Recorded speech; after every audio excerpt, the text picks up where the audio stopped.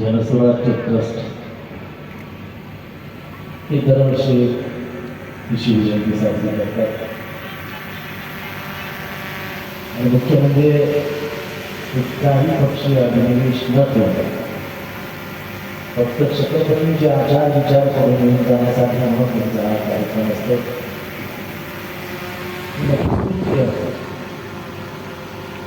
आणि त्यांच्या मागे शक्ती उभी करावी असा उपक्रम. गेले काही दिवस इतिहासाच्या बऱ्याच चर्चा झाल्या. संभाजी पिक्चर आला आणि महाराष्ट्रामध्ये अनेक जण बोलायला लागले.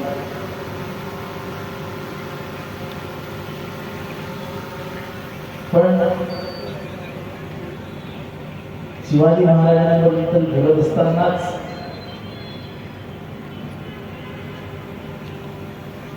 कुठल्या शब्दात त्यांचं कौतुक करावं ते शब्दात तुम्हाला सांगितलं जातं.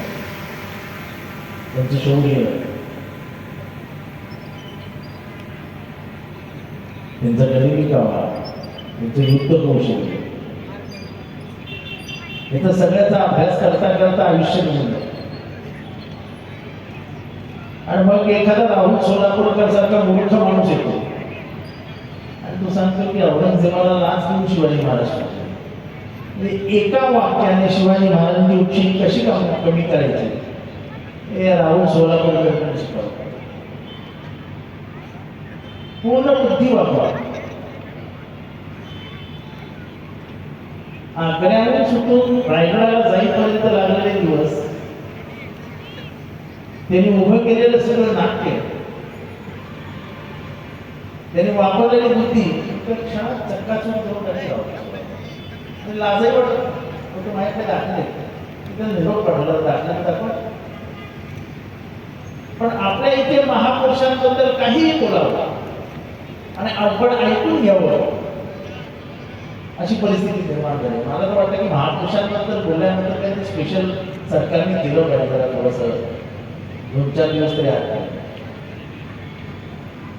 म्हणजे असा राजा जो रयतेचा राजा, आपण काही म्हणतो की भोसलेंचं साम्राज्य होतं.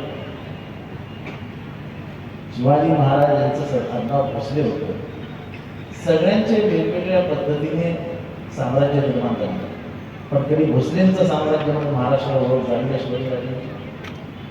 ते नेहमी रयतेचं राज्य म्हणून ओळखलं. ज्यांनी रयतेसाठी हे राज्य स्थापन केलं ते शिवाजी. आणि म्हणून आजचा दिवस हा महाराष्ट्राच्या दृष्टीने हा एक सण असल्यासारखा साजरा करायला. आता आजकाल जरा वाढला, सण वाढत चाललाय. पहिले थोडीच फार माणसं सण साजरा करायला, पण आता मला जागोजागी मिरवणुका दिसत आहे. एक चांगलं लक्ष आहे. हे हा सण महाराष्ट्राच्या दृष्टीने खूप महत्वाचा आहे.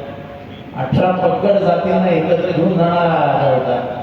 एकीकडे जातीपातीचं राजकारण वाढत असताना जर शिवाजी महाराजांचं महत्व वाढत गेलं तर आता हे जे जातीपातीचं राजकारण सुरू झालंय, ओबीसी, मराठा, दलित, याला कुठे ना कुठे आळा बसेल.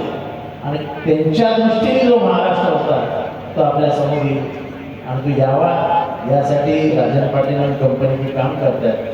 त्याबद्दल त्यांचं मनापासून अभिनंदन. त्याचबरोबर वर्षभर ते स्तुत्य उपक्रम राबवत राहतात, त्याबद्दलही तुमचं सगळ्यांचा आभार. दुसरी गोष्ट म्हणजे मेहनतीने जमा केलेल्या खिशातला पैसा वापरून कार्यक्रम करणं हे चांगल्याना जमत नाही राजा. आणि तुम्ही ते करता तर कौतुक केलं पाहिजे. वर्गणी कोण देतं? टाळ्या वाजवणारे पण वर्गणी देत नाही. वर्गणीचे हाल काय असतात आम्हाला विचारत चला. त्यामुळे तुमचं मनापासून अभिनंदन. असंच उपक्रम चालू ठेवा.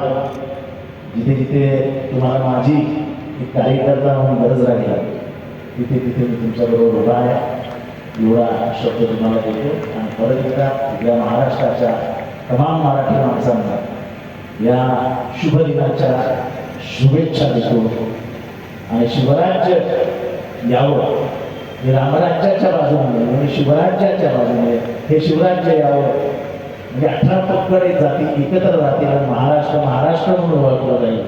त्या महाराष्ट्राची ओळख व्हावी एवढंच या ठिकाणी बोलतो. रजा घेतो. जय हिंद, जय महाराष्ट्र. एबीपी माझा, उघडा डोळे बघा नीट.